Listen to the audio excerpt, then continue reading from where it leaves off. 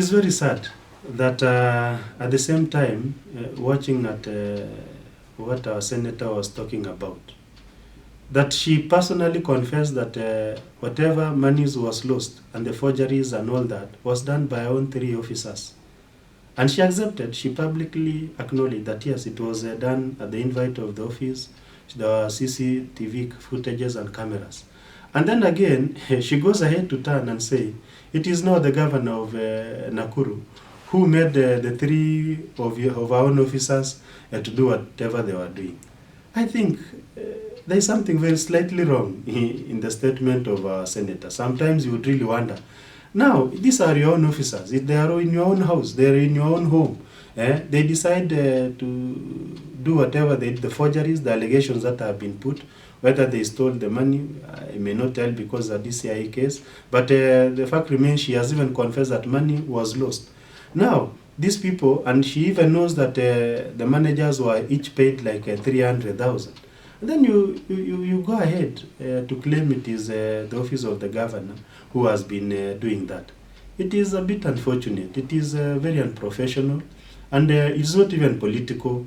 That's a bit more personal, and it actually lacks merits by anybody in a normal reasoning mind. How your own workers, when they steal from you want to assume that it is another force or the assembly or us as a county who can actually be able to sponsor people to come and steal from your own house. How? These are your employees. You entered a contract with them. You have been working together with them. And once they decide to steal, you want to claim it is somebody else. She should own and take responsibility of our own workers. And the lost money, the public funds that has been lost through that office, she should be the first to be able to return, even as she continues to put her house in order. Maybe final, before I let my... She also talked about the issue of war memorials, like she feel like the members of county assembly, they're not doing enough to get back the war memorial hospital. When you listen to that clip. Yeah. In the clip, the matters of War Memorial Hospital, it is something that, of course, has been in course for quite some times. And we all agree and know. And it has been even before the Senate. And the Senate itself made its own conclusion. And of course, you can remember, I can remember Senator Halwale candidly explaining about the matters to do with the War Memorial when they decide to claim that it should continue being a private entity.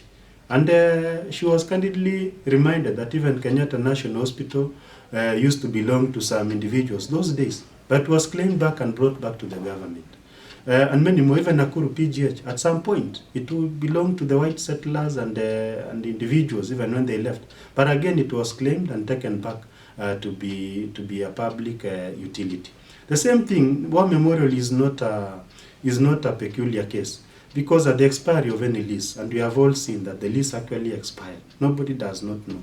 When the lease actually expired, we've seen through the documentation and the allegations of how some individuals went ahead to try and forge some documents so that they can be able to continue enjoying the facility of War Memorial in the individual pockets and the individual coffers. So what the county government was doing, and this one we have also done as an assembly, and we have done the due diligence by summoning the relevant departments, the relevant people, and we realized what they were doing is for the good of the people of Nakuru. That we can be able, now that the lease is over, and the lease was not extended the legal way, that this facility can be brought and reverted back to the public for public utility, because for a long time it has been being enjoyed by an individual. And at some point, of course, the government did not come in now. Even at the beginning, the government was there. There was on that one, on matters of county attorney, I think the duties of a county attorney is to actually be able to represent this county government on those very many issues. But of course, as we also know, in law, there are various things that can be taken to court. And occasionally I heard about the issues that we should not be able to maybe engage other firms to be able to represent us in matters to do with the county. But of course, you also realize that in law, there are specialities. There are many specialities. There are those who are specialized on land issues, children issues, on murder cases. I want to believe in those professions, there are various kind of a speciality. And you cannot be a monopoly of knowledge in any field. A good professional would always consult other professionals, especially within the same field. So I also want to believe there are cases, various cases that have been presented before the courts, maybe concerning the Nakuru County, and one person, the county attorney, may not be able or may not be competent enough to answer all cases. He may need some other specialities within the law, or those people who have some specialities concerning a specific case that has been brought.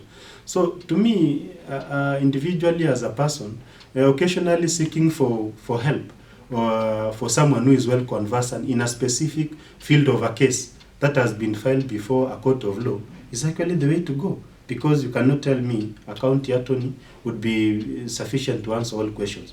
As in the field of medicine, there you can have a specialist, maybe a specialist in dental issues, a specialist in children matters and all that. So even if I become the county doctor today, this guy is a county doctor, when the children are sick, even if I'm maybe a general practitioner, I may need to consult a pediatrician. If somebody came with a teeth problem, even if maybe the county doctor for that purpose, I may have to consult a dentist. So sometimes such kind of consultation is in someone who reasons and thinks well. You may need to do a bit of consultations, even on matters of law. Thank you. I think we saw the issues of Keroche complaining about the matters of revenue collections earlier. In fact, it was earlier in the year.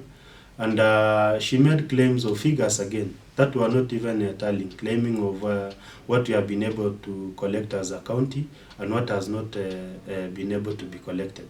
Of course, and as an assembly, when you also heard of the outcry, we still even summoned also the relevant departments within the county executive, and we were able to establish facts and fiction on how much revenue the Nakuru County has been collecting. And if you can try to match our figures with what was actually on paper, you would find they are not tallying. And even in the Senate, I think the same also appeared, that what she was complaining about were things that were very, very much not matching in terms of figures. She appeared uninformed.